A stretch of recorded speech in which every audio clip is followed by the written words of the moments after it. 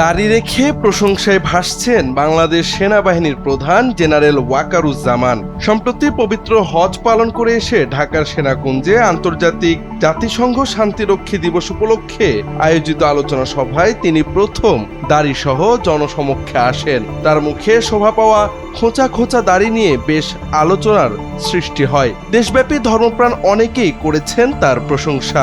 বাংলাদেশের ইতিহাসে কোনো সেনাপ্রধান এবারই প্রথম দাড়ি রেখেছেন বলে মন্তব্য করেন কেউ কেউ। অনেকে বলছেন এটি সেনাবাহিনীর মধ্যে ধর্মীয় চর্চার একটি ইতিবাচক বার্তা বহন করছে। তবে অতীতে প্রশাসনিক পদে থেকে দাড়ি রেখে বিড়ম্বনায় পড়া অনেকের নামও আসছে আলোচনায়।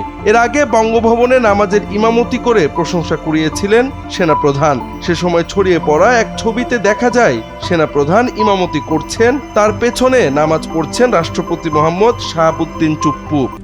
RICL TMX, যুগের পর যুগ স্থাপনা থাকে মজবুত। এবার দাড়িসহ সেনাপ্রধানের জনসমক্ষে আসাটাও ধর্মপ্রাণ নাগরিকদের হৃদয় ছুঁয়েছে।